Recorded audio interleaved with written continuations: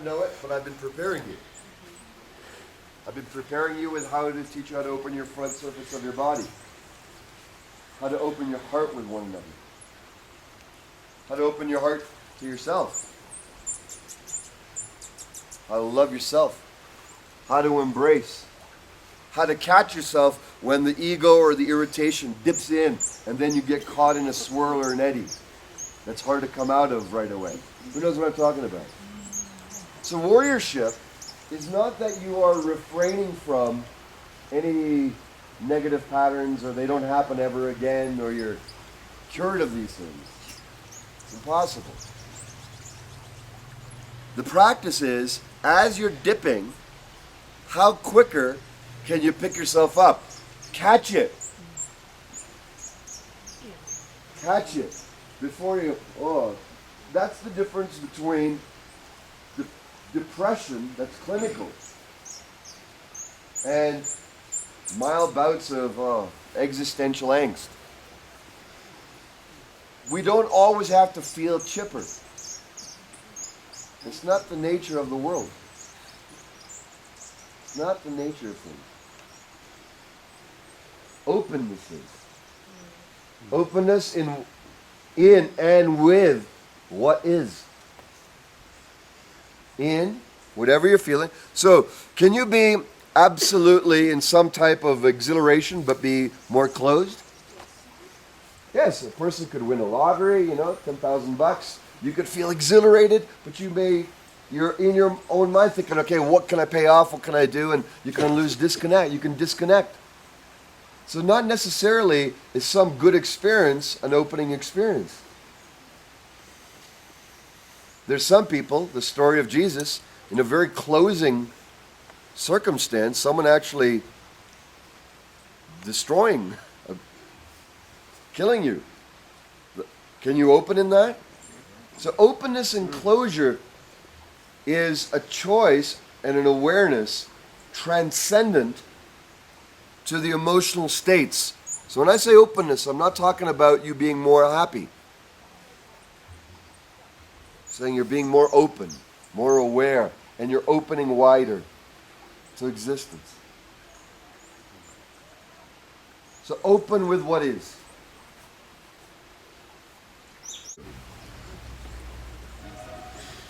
It's called Tonglen. Tonglen. There's breath, but then there's the purification breath. The breath that purifies everything. Tonglen is this. So come on up, bro. Since you and I had a rough night.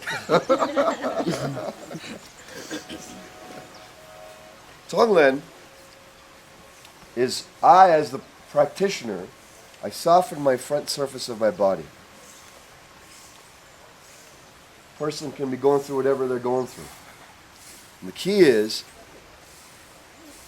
it's my heart center. Through my heart center, I breathe in all heaviness, darkness, struggle, strain, suffering, anxiety, all the heavy energies. Okay? You breathe it in to yourself. So you go like this.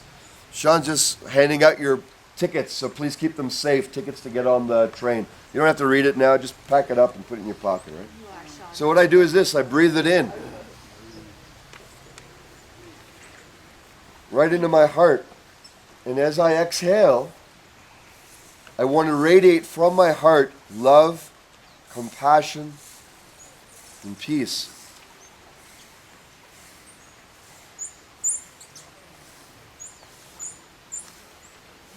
You breathe in their heaviness. I even do it with my arms, to symbolize.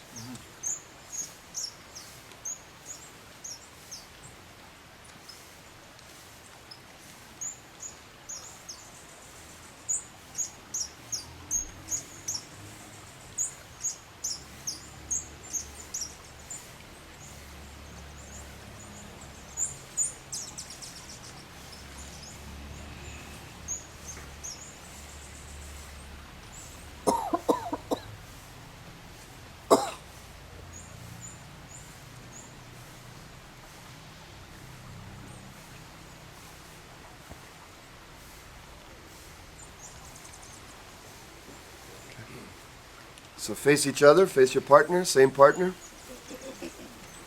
One of you is warrior, one of you is sage. Oh, before I go on, let me explain something. There's certain schools of energetic teaching that say, or that have the idea that, or the subconscious mind or the fear mind can sometimes say, well, what if I absorb their stuff and it manifests in me? Anyone ever heard of that? Sure. And so then there's all these practices to put light, some form of shield, some form of angelic protection. For the warrior sage, their protection is their love. When you put white lights and shields and protections, the more you do that, the more you're telling the universe that you're susceptible to damage. The more you set up the juxtaposition. It's a very basic level teaching for novices. And I think you guys are above the idea of having to protect yourself with auric fields. You are all existence, everything dark as well. And light. It's all within you. My experience is that the heart is the great purifier. It can take in, it can take in the sludge of the world. Ultimately, this is the bodhisattva practice. The practice of taking in all unconsciousness until every being awakens. And to do that, you have to let go of protection. You understand? It's a thing that's bantered around in New Age circles too much. But what happens is, the more you protect yourself, the more you set yourself up. Okay, now I've protected myself from those set of ghouls. What about those set of ghouls? Now I need a new light to protect that. Now I got to invoke that person over there against those set of challenges. Can you see that? Yeah. When you experience what you are at certain levels, profound levels of awakening, you'll recognize that the gamut is you. It's not dark because something's scary, it's dark because we're turning away from the sun. By nature, we have to rotate through the cycle. So too, when you're breathing in, you have the sense, you breathe in, and you can even do this, warrior's going to go first. You're breathing in their heaviness into your heart. And as you exhale, you're radiating to them love, compassion, peace. Now, if you're not feeling that, it's hard to do. So that's the practice. Okay?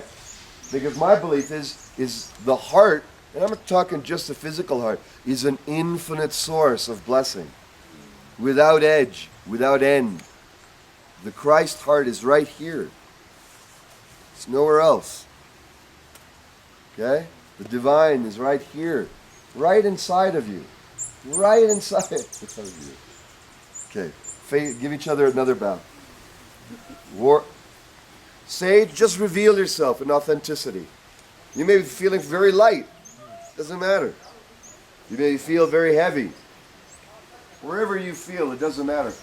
Warrior, you're going to breathe into their soul.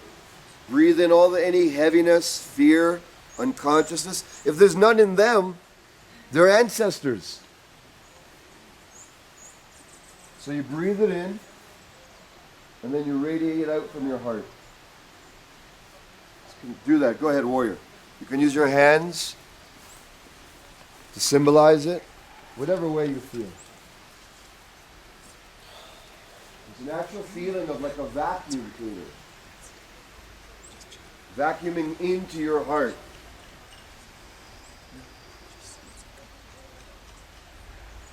And as you exhale,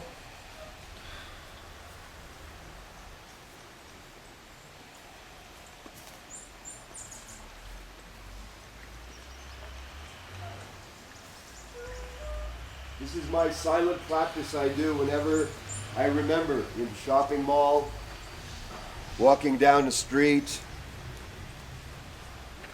No one has to know you're doing it.